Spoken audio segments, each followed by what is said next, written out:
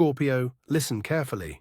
This is not merely a horoscope, it is an urgent message inscribed upon the stellar map of your destiny.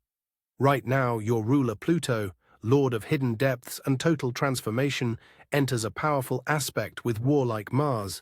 This cosmic resonance, occurring once every few decades, will tomorrow unleash a chain reaction of events in your favor. The energy that has been accumulating beneath the surface is ready to erupt, sweeping away obstacles and exposing the weakness of those who stood in your path. This is your hour, the hour when secret knowledge transforms into undeniable power. For a long time you have felt trapped in the transparent amber of time. Outwardly, everything is calm, measured, even predictable. But within, in the depths of your being, a cold fire rages. You stand as if on the edge of an abyss, seeing your true goal on the other side. But there is no bridge.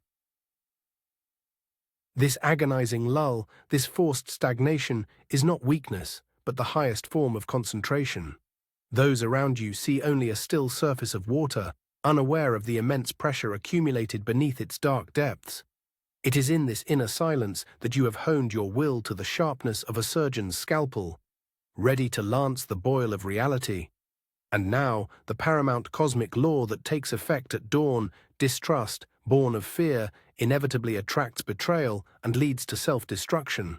The universe demands from you not blind suspicion, but cold discernment that transforms knowledge into an absolute weapon. Your adversaries, accustomed to your defensive tactics, are already sensing this tectonic shift. Their overconfidence is cracking at the seams, replaced by icy dread. They realize for the first time that their game was visible to you from the very beginning, and your silence was not weakness, but a final warning. Tomorrow morning, you will receive the key. It will come not as a mystical sign, but as a stark fact, a line in a document, a casual message, a fragment of someone else's conversation. This seemingly insignificant piece of information will become the detonator. It will instantly connect all the dots, transforming your vague suspicions into an irrefutable blueprint of their scheme. The abyss, on the edge of which you have stood for so long, will vanish, as reality itself fractures beneath your feet. The illusion of stability will crumble, and only one path will remain: forward, through the debris of the old world. This is the cosmic impulse, after which returning to the old ways will be impossible. This informational impulse will strike not your logic, but the very core of your being. Like a magnesium flash, it will instantly burn away the fog of doubt that has poisoned your will for years. In the ensuing crystal clarity, you will hear not a loud cry, but a quiet, steel click within. This is your soul delivering its verdict: enough. This is the awakening of your inner strategist, the moment when all accumulated energy, all pain and insight, gain a singular lethal vector. Playing by their rules is irrevocably over. Your enemies still celebrate their supposed victory, unaware that you have already stepped out of the shadows. Recall every wound, every scar left on your soul over the past years, every betrayal that felt like a deadly poison, every door that slammed shut directly in front of you. You thought it was a series of defeats, but you were mistaken. The cosmos wasn't punishing you, it was conducting an alchemical experiment. Every drop of bitterness, every sleepless night spent analyzing others' lies, became fuel for your inner reactor. This pain did not break you, it melted down into the purest concentrate of will, into an icy antidote that now flows through your veins, granting absolute invulnerability. Tomorrow will not bring the war they anticipate. This is the cosmos's paramount promise. Your opponents, preparing for a fierce counterattack, are making a fatal mistake. They judge you by their primitive standards.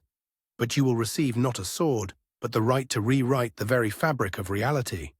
The coming event will not be a strike, but a quiet systemic resonance that will trigger a chain reaction of deconstruction in their world. Their lies will begin to devour themselves, their alliances crumble into dust from internal distrust. You are no longer a player in the game, you become its physical law. And in this very moment, as the universe hands you the reins, your shadow will step forward. It will whisper a familiar poisonous lie in your ear. Don't expose yourself. Safety lies in the depths. Retreat, Wait it out, let the storm pass. This is an ancient instinct of self-preservation mutated into your personal paralysis. It will convince you that silence is more familiar than victory, and familiar pain is better than the unknown that awaits beyond the threshold. Do not succumb to this hypnosis. This whisper is merely an echo of your old prison walls, which have already crumbled, though you still fear to take a step. From this second, forget the roles of victim or strategist in deep defense. The cosmos bestows upon you a new status. You are the surgeon of reality. Your mission is not to destroy, but to dissect. With one precise, measured stroke of the scalpel of truth, you will expose the cancerous tumor of lies hidden beneath the gleaming fabric of prosperity. The power of this archetype lies not in fury and loud accusations, but in a cold knowledge of their world's anatomy. You flawlessly spot the main nerve center of their system. One touch from you, and the entire structure of their power will collapse from instant paralysis. This is both your weapon and your healing. And tomorrow, when the key is in your hands, you will perform the only correct action: nothing. No calls, no angry messages. You will simply freeze and allow their own poison, unleashed in your direction, to corrode them from within. In this deafening silence, in this vacuum of your absence, their panic will peak. They will rush to fill the void with their fears, exposing themselves better than any interrogation. This conscious act of inaction is your first incision. The curtain falls on the first act. Now the game is played by your rules. And this new game will unfold in 3 theaters of war, where the stakes are maximal. The first is the mirror labyrinth of personal connections. Here, your task is not to find an exit, but to learn to distinguish the true reflection of an ally from the distorted grimace of a traitor. The second is the citadel of ambition. You will not have to storm its walls. You will discover the single lever that controls all its defense mechanisms. And the third is the underground rivers of resources. Here, you will cut off the invisible channels that fed their power and redirect their might into your own course. This is not a takeover, but a reclamation of what rightfully belongs to you. In the mirror labyrinth, you will encounter a provocation cloaked in a mask of sympathy. A person from the past or a supposed well-wisher will appear, whose task is to scan your soul, to extract your plans through pity or flattery. This is their scout. Your superpower here is not analysis, but your internal seismograph, flawlessly registering the vibrations of deceit. Do not engage in dialogue, simply look through them. Your calm, impenetrable gaze will create a vacuum in which their false role will suffocate. They will betray themselves with a nervous gesture or darting eyes, unable to withstand your silent omniscience. Next, the citadel of ambition, a fortress of another's ego. Here, the main temptation awaits you. Poisoned with the venom of pride, you will be demonstrably offered a throne, placed at the center of a trap. This is a lure designed for your thirst for total revenge, for the desire to immediately prove your superiority. They want to lure you onto an open battlefield, to force you to play by their rules. Do not yield. Your task is not to storm the walls, but to find the invisible cable that powers their entire defense system. True power is not the right to destroy, but the knowledge of precisely where not to strike for everything to collapse on its own. And finally, the underground rivers of resources, nourishing their empire. Here, the cosmos will demand the unthinkable from you, an act of faith bordering on self-sacrifice. Your first instinct is to immediately cut off their oxygen, to redirect the flow to yourself. But the universe offers another path. You must temporarily poison the water itself, even if you have to take a sip from this source yourself. This is the highest act of strategic trust, faith that your body, hardened by past poisons, will endure, while their bloated, artificial system will collapse at the first touch of contamination. You are not taking their source, you are proving they never knew how to drink from it. But in this decisive moment, as you stand alone with destiny, the universe will send you a guide. It will appear not as a chess piece, but as an epiphany, like a page from a book you thought you'd never read, but know by heart. This will be not advice, but a formula, a universal key to the psychology of your opponents. Suddenly you will understand that their seeming chaos is merely the death throes of a system built on fear. This insight is your main ally. It will not fight for you. It will simply render the walls of their labyrinths transparent. And here is the message from your rulers, Mars and Pluto, etched on the tablets of night. Pluto whispers, "Do not try to save what is doomed. Your task is not to resurrect, but to be the midwife of their world's inevitable demise. Let the rot do its work." And Mars adds, "Do not scatter your strength. Do not strike at the walls. Find the single nail holding their entire picture of reality together and simply pull it out. Everything else will collapse under its own weight." This is the supreme law of cosmic justice. Their illusion, confronted with your truth, will annihilate itself, without a sound and without witnesses. But at the moment of your triumph, when their world turns to ash, the most insidious siren will rise from the depths. Your thirst for personal vengeance. She will sing you a song that their quiet demise is not enough. She will demand humiliation, a spectacle, their pain in exchange for your past suffering. This is Pluto's ultimate test, not to let righteous anger mutate into a poisonous obsession.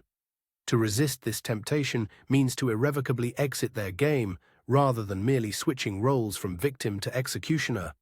And then, as if in response to your inner silence, their front will falter. There will be no final battle. Instead, a deafening silence, and then a white flag thrown from their fortress. You will be offered peace on incredibly favorable terms. They will acknowledge your superiority, return everything tenfold. And for a moment it will seem that it is all over, that victory came easily and bloodlessly. Do not believe it. This is not the end, but the cosmos's most cunning maneuver, a test of the authenticity of your transformation. The universe lulls your vigilance to see if you merely crave a simple trophy instead of a complete ultimate transformation. And now, on the night of the first quarter moon, when the tension between light and shadow reaches its peak, they will make their move. But this will not be an attack, but a desperate gesture, a public agony. In an attempt to seize the initiative, they will inject a distorted truth into the public sphere, accusing you of what they themselves have done. This is their final gambit, to invert reality to force you out of the shadows and into self-justification. This act of panic, not their supposed truce, will become the true point of no return. The stakes soar to the heavens. Now at stake are not resources or status, but the right to truth itself. It is here that the cosmos will demand the ultimate sacrifice from you. Not an asset, not an ally, but a part of your own legend. To extinguish their lies, you will have to cast into the fire of truth the very secret you protected with your own blood. This will feel like a betrayal of yourself. The world will glimpse your vulnerability, your scar, and they will celebrate. But this is not defeat. This is a calibration of reality, after which their lies, stripped of your perfect shadow in which they so comfortably hid, will simply cease to exist. But instead of an instant collapse of their world, a deafening silence descends. Emptiness. And in this vacuum, the most terrifying poison is born, doubt in the cosmos itself. You look at your exposed scars, now public knowledge, and an icy dread grips your soul. What if this was their plan? Not to defeat you, but to make you destroy yourself, sacrificing your most sacred truth for the illusion of higher justice. In this moment, you feel for the first time that the universe has abandoned you. All signs were merely a cruel game, and you, a pawn cast off the board at the very end. This is the true darkness, not the one in basements or at the bottom of a gorge, but the one that descends when the last star of your faith extinguishes. This is Scorpio's ultimate fear, not to be betrayed, but to realize that your deepest insight was merely a grand illusion. Do not fight. Do not seek signs. Breathe this void. Allow the icy waters of oblivion to close over your head, carrying away both pain and hope. It is here, at the absolute bottom, where there is nothing but you, that you will first feel the true pulse of your strength. The pulse of what remains when everything, absolutely everything, has been taken. Curtain. End of Act 2. This rhythm, emanating from the very core of your spirit, suddenly resonates with a forgotten truth. The very formula the cosmos bestowed upon you. and an epiphany arrives, their chaos is not a tactic, but the death throes of an organism poisoned by its own lies. Your sacrifice was not a loss, but an injection of pure light into their decaying system. You did not destroy yourself.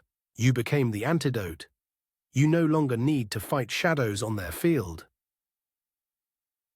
You have become the sun itself, from which they have nowhere to hide. Their agony merely illuminates your rebirth. Tomorrow, their panic will reveal a rift in the fabric of reality. Through it, you will see what you were truly hunting for, the black diamond of absolute truth. This is not a treasure or a trophy. It is the primal element, the core of reality, which they stole and around which they built their entire empire of lies. Everyone expects you to demand revenge, power, retribution. But your goal is higher.